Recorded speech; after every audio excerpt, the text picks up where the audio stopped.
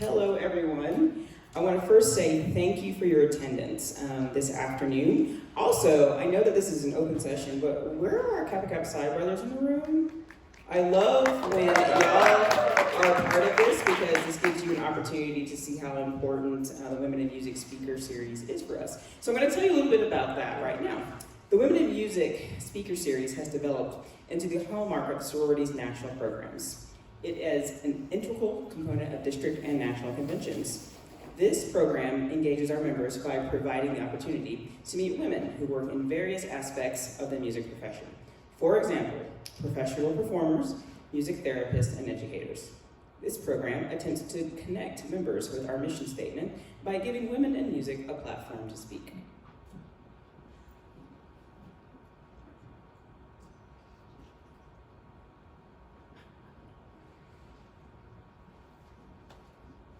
I'm proud to introduce the Western District Convention Women in Music speaker, Dr. Linda Margetts.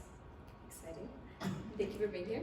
Linda Margetts has been an organist on Temple Square, Salt Lake City, Utah since 1981 and brings an impressive list of accomplishments to her role. I'm going to lower this a little bit. An impressive list of accomplishments to her role as a Temple Square organist. She received both her bachelor's and master's degree in organ performance from Brigham Young University and her PhD in music composition from the University of Utah. She is a fellow in the American Guild of Organists, FAGO. She has presented recitals throughout the United States and Canada, as well as such international venues such as Vienna, Jerusalem, and Yerevan, Armenia. As a Temple Square organist, she performs with the Tabernacle Choir at Temple Square Chorale, and Bells on Temple Square, and along with her fellow organists, presents daily 30-minute organ recitals in the Tabernacle and Conference Center. She also teaches music theory in the 16-week Tabernacle Choir Training School. Am I saying that right? Yes, perfect. Tabernacle? Okay, perfect.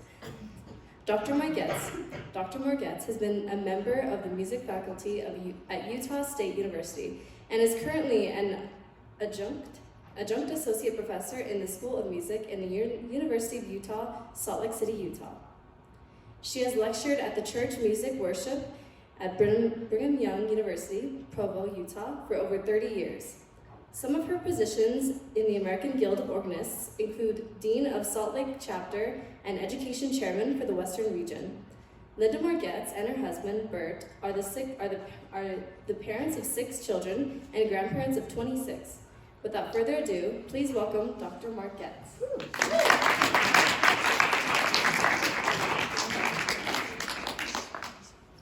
I didn't know I was going to get such a wonderful introduction. Thank you.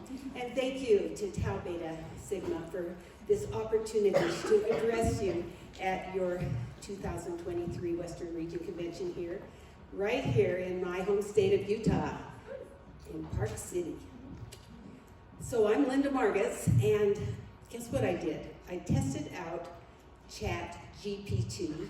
I mean, we have to do it, right? So I gave it the prompt. This is what I told it. I just said, write an introduction for Linda Margetts. I have to read this to you. I just have to. It's too funny. Ladies and gentlemen, it is my distinct pleasure to introduce to you an accomplished and renowned organist, Linda Margetts. With a career spanning decades, Linda Margetts has established herself as a leading figure in the world of organ music. Her remarkable talent and unwavering dedication to her craft have earned her accolades and recognition from audiences and fellow musicians alike. As a staff organist at the Tabernacle Choir at Temple Square in Salt Lake City, Linda Margetts is entrusted with the responsibility of delivering awe-inspiring performances on one of the most iconic organs in the world. Now that's true. It's an awesome organ. Her virtuosic playing and deep musicality have graced countless performances, adding a rich layer of artistry to the choir's renowned sound. It is a renowned sound. In addition to her work with the Tabernacle Choir, Linda Margetts is also highly respected, educated. As an adjunct associate professor at the University of Utah, she shares her expertise with aspiring organists, imparting her vast knowledge and experience to the next generation of musicians. Her passion for teaching and her commitment to fostering a love for organ music, that's true, in others, is evident in her work as the director of the Group Organ Program, an outreach initiative that brings the joy of organ music to the community. With her unparalleled skill, unwavering dedication, boundless passion for the organ, Linda Margetts has left an indelible mark on the world of music. We are honored to have her here today, and we eagerly anticipate the wisdom and insights that she will share with us. Please join me in giving a warm welcome to Linda Margetts. Okay, so then I said, introduce Tau Beta Sigma sorority. Let's see what they said about you. Ladies and gentlemen, it's my pleasure to introduce to you Tau Beta Sigma, a distinguished and dynamic sorority that holds a unique place in the world of music. Tau Beta Sigma is a national honorary band sorority recognized for its unwavering commitment to musicianship, leadership, and service. I love you. Founded in 1946 at Texas Tech University, Tau Beta Sigma has since grown to become a vibrant and thriving organization with chapters across the United States. Its members are comprised of women who share a passion for music and a dedication to excellence in all aspects of their lives. I think at least at University of Utah, we're co-ed. Tau Beta Sigma is a sorority that goes beyond simply fostering musical talent. It is a sisterhood that cultivates leadership skills, encourages personal growth, and promotes a sense of community and belonging among its members. With a strong emphasis on service, Tau Beta Sigma actively engages in philanthropic efforts supporting music education and advocacy initiatives in their local communities and beyond. As advocates for the arts, Tau Beta Sigma members play a vital role in promoting and preserving the rich traditions of music in schools and communities across the nation. Awesome. They serve as mentors, leaders, and ambassadors for the musical arts, upholding the highest standards of musicianship, scholarship, and character.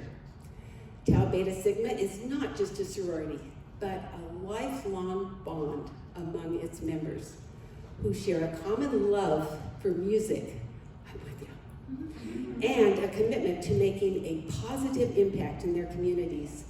It is a sisterhood that fosters lasting friendships, personal growth, and meaningful connections that extend far beyond college years.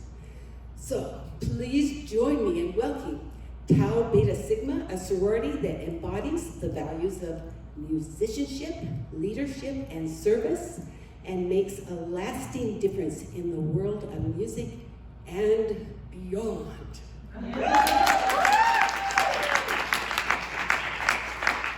I think you went. I'll have to talk to ChatGPT a little bit here. Okay, this is a picture of the bulletin board just behind where I play the organ at University of Utah. And I learned a lot from this bulletin board. So this organization is for greater bands and includes providing exceptional service to the collegiate bands and promoting equality and diversity, including empowering women in the band profession. The quote says, "We cultivate leadership, educational achievement, music appreciation, and community development." Tau Beta Sigma's motto is for greater bands, and it's put to good use at the University of Utah. I had a conversation with James Hamilton. Yeah, Sir James. And I had a lot of questions for him. I knew, of course, about the Rose Bowl. 2 years in a row going there and playing and marching in the Rose Parade. Wonderful. They were good. Yeah. So year 3, we're gonna win the game, right? I was gonna wear my Rose Bowl sweatshirt, but I thought I should be proper. I'm sorry, I didn't know how wonderful you were. Anyway, next year, I hope that happens. So our chapter Omicron is special. We have a one-word chapter. Omicron is the 15th letter of the Greek alphabet, so we were the 15th chapter to join. So yes, let's hear it.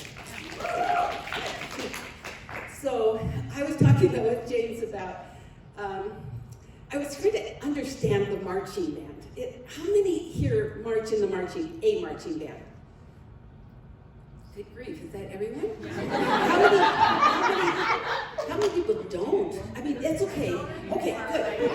Yes, you might not have a marching band at your college, I understand it. That's an awesome group. I was trying to figure out how a marching band was like an organist, but I'll tell you what I came up with. But for right now, I just asked him, how in the heck you stay together?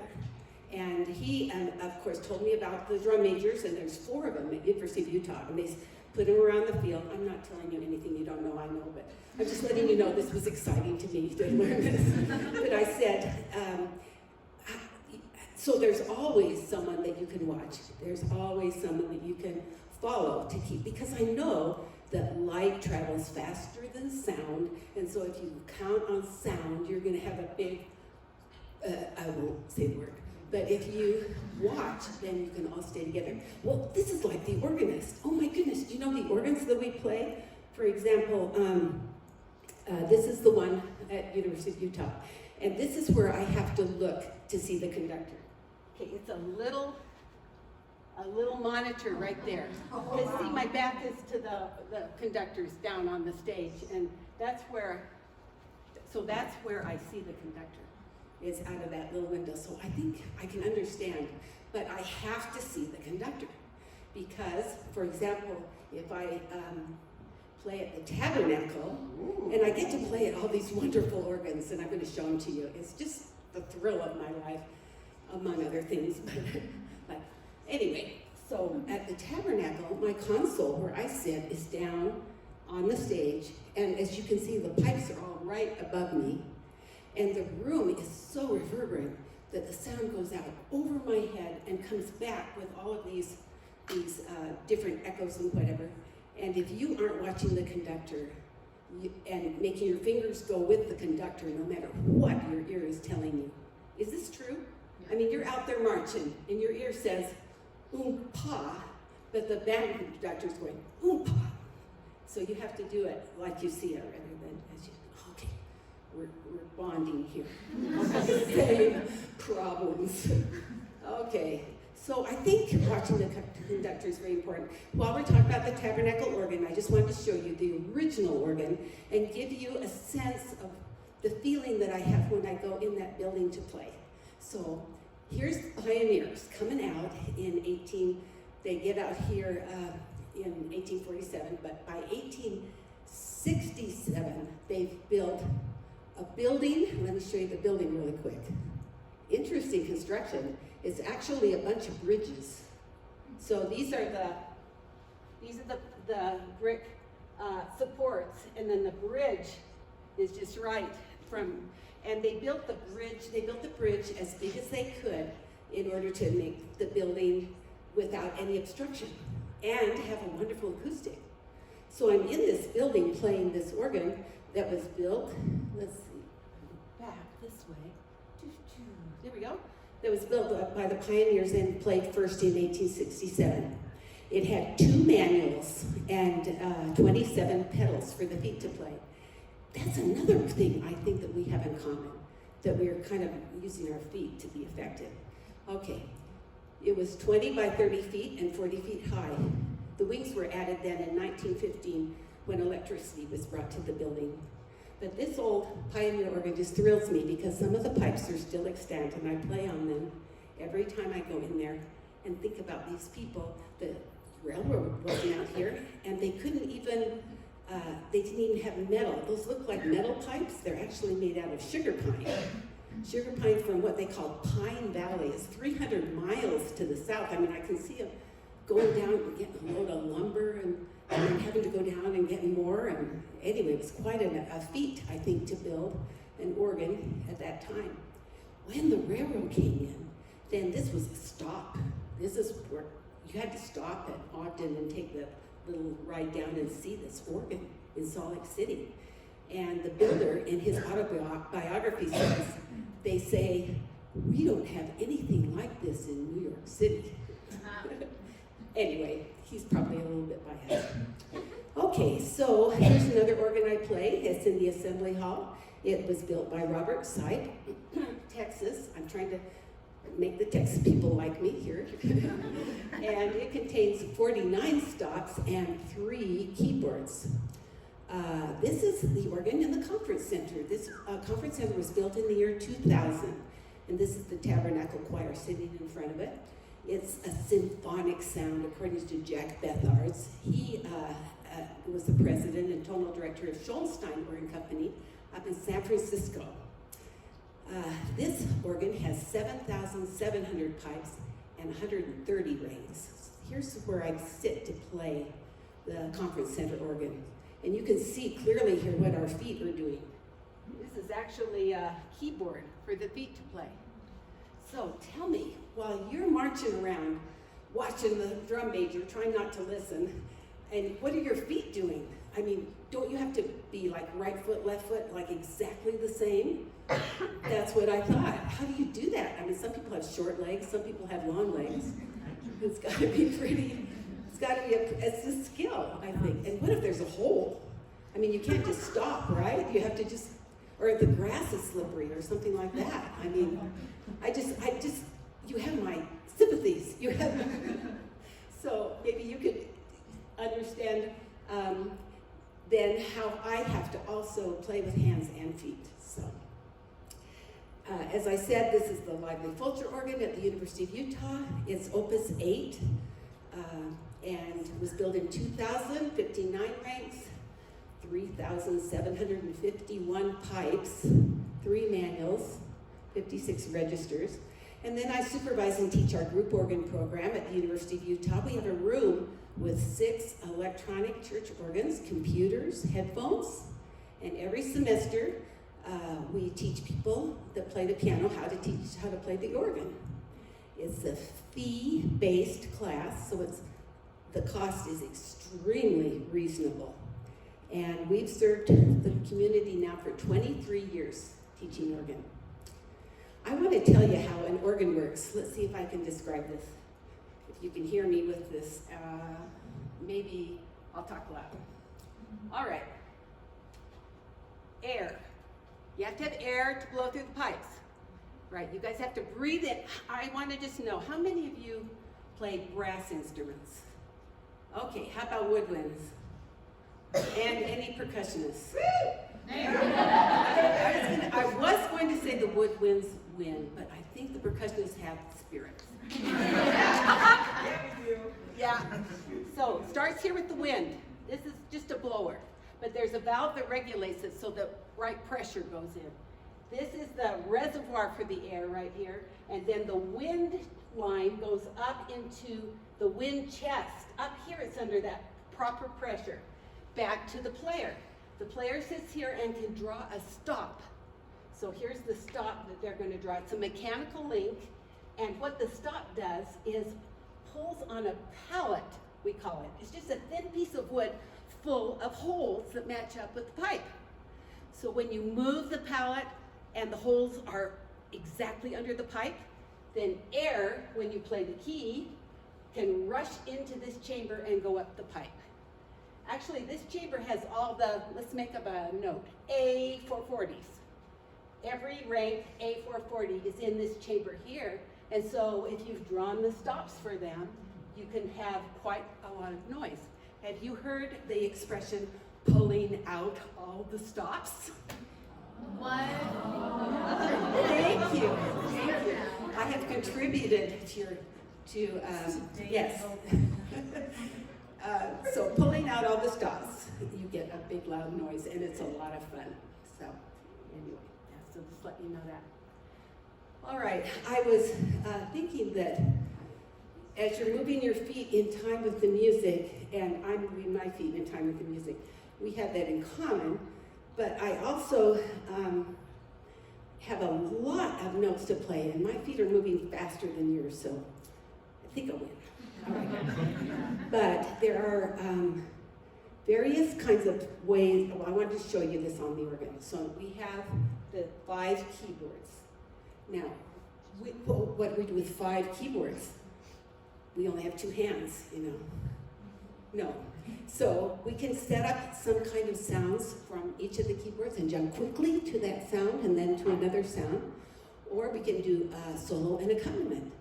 I like to put some soft, beautiful stops on the bottom manual with a lot of different solos up there. And then as I'm playing, I can move from a flute to a clarinet, to a French horn, to a corno di bassetto. Is that a bassoon? I don't know. Anybody know? Anyway, a lot of the names on our stops hail from the history of these instruments that you play. And I'll look it up and let you know. But anyway, I thought that we had that in common too, that we are kind of, well, hold that thought for a minute. Let me show you a few more things about this organ.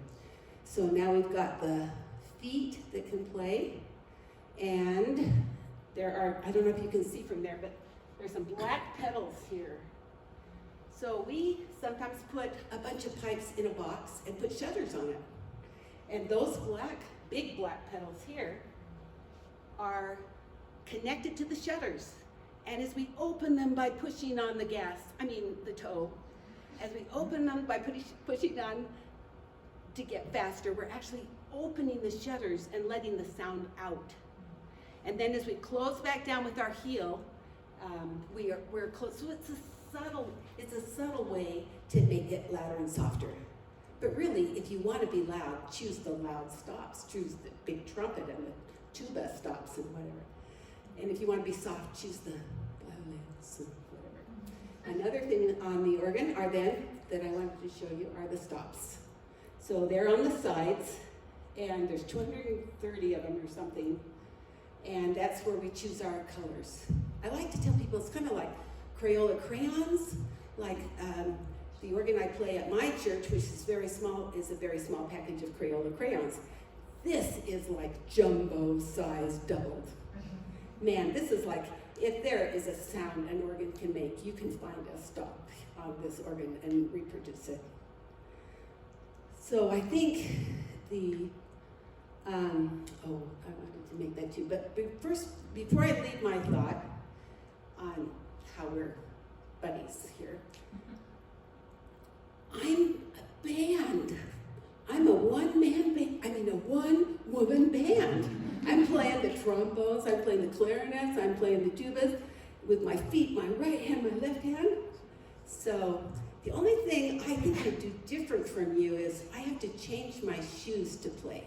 Do band people change their shoes? Oh, we're buddies. Think about it. What other instrument changes shoes to play? Not harps. They wear high heels and they don't change their shoes. Can you think of another instrument that, hey man, organists and the marching band, we're there. So do they supply you with shoes, or do you have your own, or they just cover them up with something, or maybe we could discuss this after. Okay, fill me in, but I feel a kinship. All right, I was excited that I got this chance to speak to you a year ago. That's when they asked me to do it. So as I got planning, I found all these anniversaries that are right now. Did you know that tomorrow is the International Organ Day? Anybody know that? I mean, here you are, you've invited an organist to speak to you when it's the International Organ Day. I mean, how cool is that? So I'm going to quote King Charles of England at Clarence House. I guess he hasn't moved to Buckingham yet. I don't understand all that, but And he says, among other things, International Organ Day, I gotta put the accent on, I better. I was a drama minor, so I have a little bit of a, yeah. International Organ Day is promoted by the Royal College of Organists to encourage people to explore and enjoy organ music. Another anniversary is coming right up. This Wednesday will be my 42nd year since my first noon recital. So noon recitals come at noon. We have had people call up and ask when they were. But actually at noon every day there is a half-hour organ recital at the Tabernacle, and you get a chance to hear that wonderful organ. Since I've been preparing this talk, I want to let you know that my next performances will be May 5, May 13, and May 15.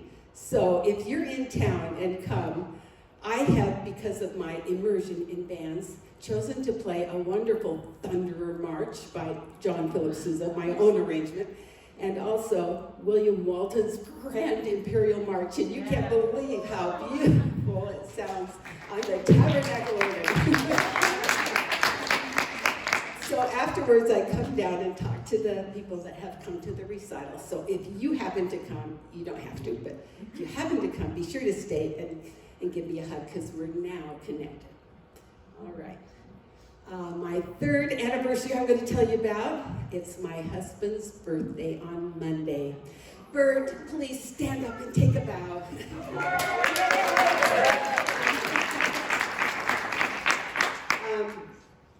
I don't think the sideburns are ever going to come back. What do you think?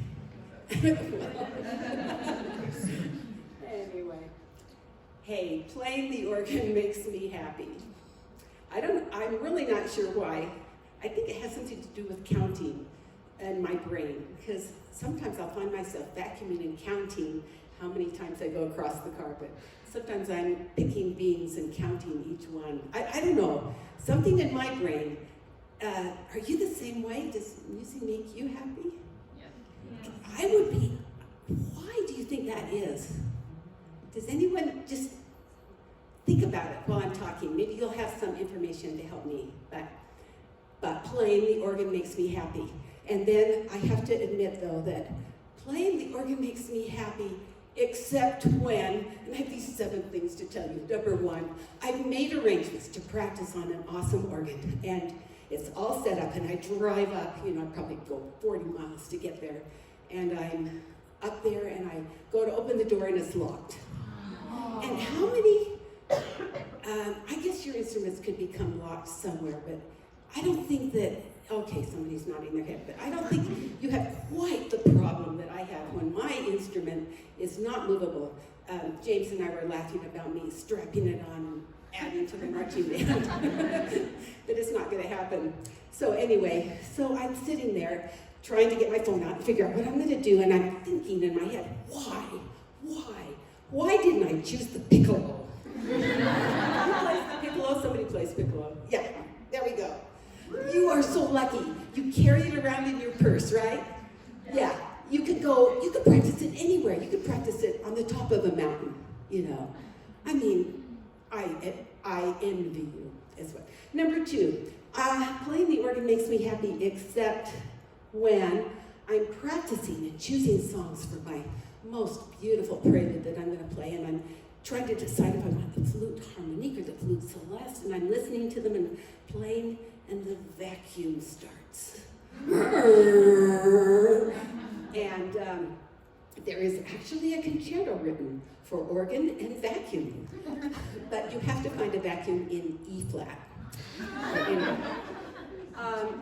playing the organ makes me happy, except when the custodian comes up to me and says, "I fixed your bench. I glued all those pieces together." And I run and get the what do you think that screws in? The screwdriver, and pry them apart, because then there's organists are different sizes. Some have short legs and some need a tall bench. Well, he had made it so everybody had to be tall. So anyway, okay, playing makes me happy, except when I'm playing live on a worldwide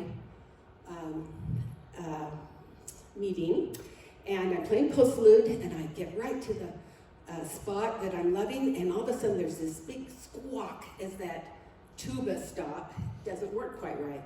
I felt so bad, but when I listened to the rerun of it, I knew right when it was going to happen, and when it came up to play that note, instead I heard, "This has been the 179th night on the river." And so the narrator solved it for me. Thank you, narrator. Playing the organ makes me happy, except when I'm playing a duet with the piano. And I have all the white notes, and they have all the black notes. And I'm holding the chords, and they're going, and I think, how come they can have all the fun, and I just have to hold the whole notes? Anyway, playing the organ makes me happy, except when, and this has been called various things, but I like to call it, let's see, polyester meets waxed bench. So I was invited to play for my graduation, and I had my little black polyester graduation on at Brigham Young University, and I came early, thank goodness, to set up and play. And as I went to sit on the bench, I fell down into the keys. There was no friction whatsoever. And some wonderful custodian again had, I'm sure, waxed that bench till it shined, and it was the slipperiest thing. I finally went and got wet paper towels and stuck them on the bench and sat on them. But that had its own problems when I had to walk across the stage to get my diploma. Anyway, so the organ has been called the King of Instruments and the Queen of Instruments. But you know what? I call it sometimes the world's biggest booby trap. Here is a picture of an organist, and I was thinking that we bond over this too. You're out there marching around, and maybe you're doing some of these things. You're watching two different monitors. You're watching all these different drum majors. You're playing with all your hands, your and feet. You're right in the middle. You're trying to remember, how many times do I play this part? How many verses am I supposed to play? You're remembering that the B flat on the pedal board sticks when it rains, and you're thinking, oh no, it rained, whatever. And then right in the middle of it, you think, oh, I was supposed to get those blah, blah, blah, blah, blah. It comes into your brain. Is that happened to you as you were in the marching band? Okay, we're thinking that the same way. All organs are different. This is my favorite one. The Boeing 747 version. I have a friend who says that the console for the organ is more complicated than the console for his airplane. So there you go. The organ is the oldest keyboard instrument in the world. We have records of it being a gift between kings in the year 1000. The oldest extant organ still playing is in Switzerland. When do you think it was built? 1538. Real close. 1435. 1435 in Sion, Switzerland. By comparison, Bartolomeo Cristobali's the piano that he built, that started the piano, was 1700. So the organ, I feel, thank you, is the father, the mother, what gave birth to Western music. Because suddenly you could play chords. You didn't have to have choir singers singing for you. But back to my topic of why playing the organ makes me happy. Everyone wants to be happy. I think a lot of the good and bad in the world is driven by that need, by wanting to be happy. But you know, life is hard. But I kind of feel there's always a way to be happy. So here's what happened to me. I had our first little baby. I read somewhere that a baby by age 3 has to hear 3 million words. That's a lot of work. Let me just show you a little clip here. See if I can make it go. Nope. Go back and try again. Oh, it was playing. Was it? Mm-hmm. Thank you. Yeah. Oh, yeah. Hey, David. You having fun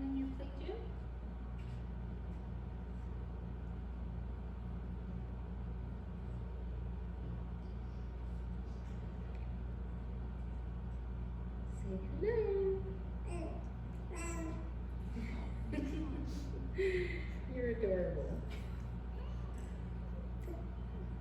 So when I had my first baby, I decided that I wanted to raise a happy child. And I felt like to do that, I needed to be a happy person. That just hit me. So I looked around and I thought, playing the organ makes me happy.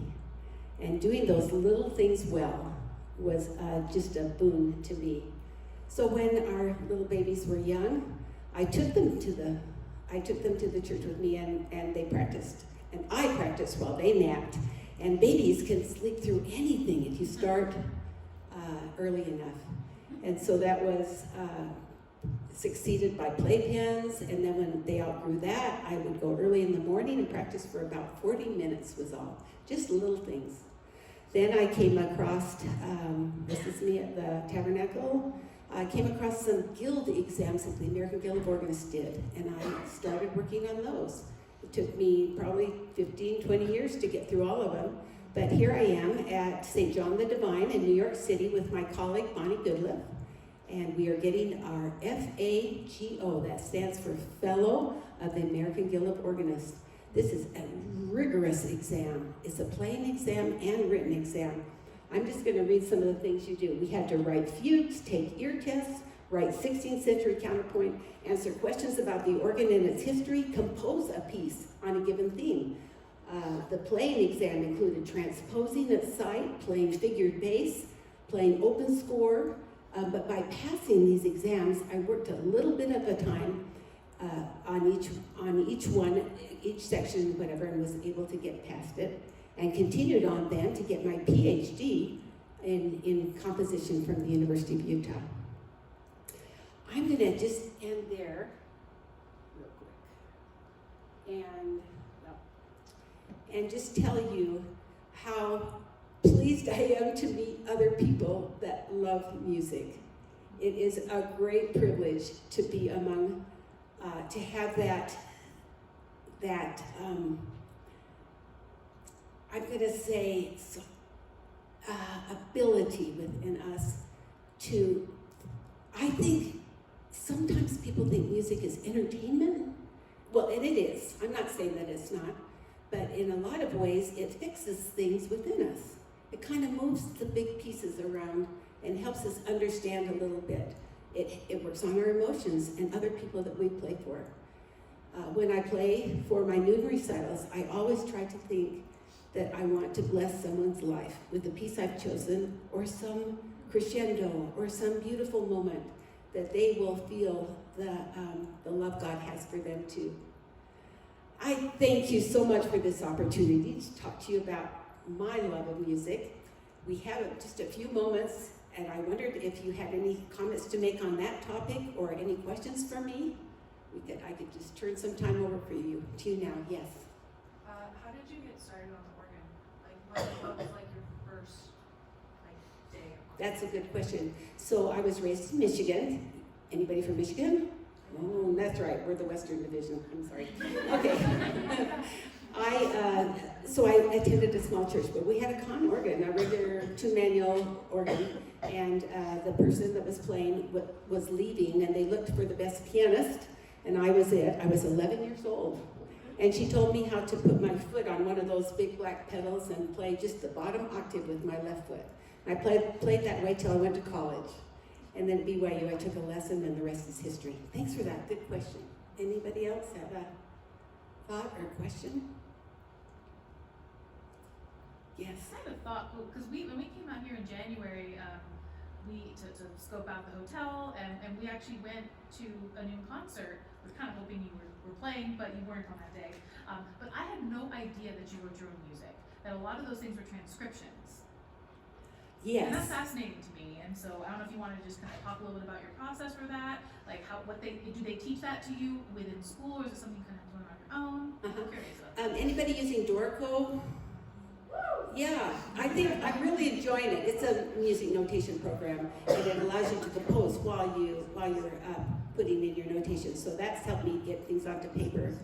But yes, that is a huge part of organist's job, because how many things are for piano, and they throw them in front of you, and you have to transcribe is the word we use onto the organ. So, but that's a really good question. Yes, the organists find ourselves doing that all the time. All the time. Any other questions? And did I answer your question? Yeah, Okay. that's me. Yeah. Any other comments or questions? Yes, Bert? He wants me to say, he wants me to tell you that yes, the little boy did turn out happy. And I have, if you want to look, I got the book to prove it. So when we planned our Christmas this year, all of our kids wanted to take all of their kids and go with us over to Jordan and Israel. So we went on this big trip, and I just wanted to show you the whole 42 of us. No one was sick, no one was out of town, we had 100% of our family there, and they all paid their own way. It wasn't like, everybody wanted to come. So I think that means that I was able to raise happy kids by using music to make me happy. Thank you so much for coming and sitting through my little talk. But Great. one more question. Oh, we're doing this. That is cute.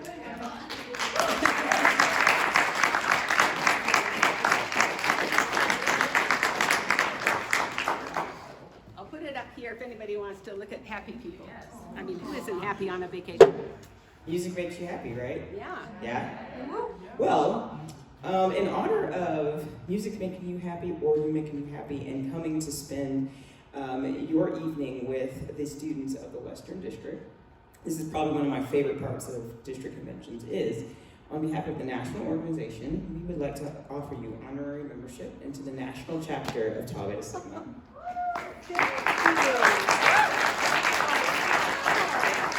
We also have some other swag for you as well. So here's your official membership yeah. card. Oh, my word. Membership card. And here's the pin. I have a place for you to put it over there. Mhm. And Rose from the Western this is our District. official flower. Oh, of course. And what is our official flower, students? All right, you pass. You can stay. Hey. And a convention t-shirt. I was looking at those guys. That, how cute. Yes. Okay, thank you. So let's give Dr. Margetts another hand, everyone.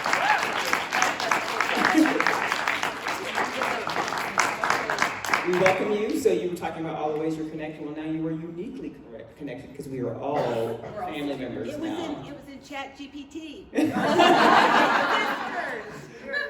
We were talking about, man, maybe I should write my biennial report using that chat, whatever. I don't know. All right, who do we pass this over to? Or do we have any announcements? And we'll take some pictures, but counselors, did y'all need anything? All right, we'll pass it over to the counselors while we're over here being cute. And by the way, they made me a card. I mean, it's really substantial. You could hurt somebody with it. But there's a bunch here if you want to get one. I don't know what else I'll do with them. Go ahead and go over here. Okay. I just had a couple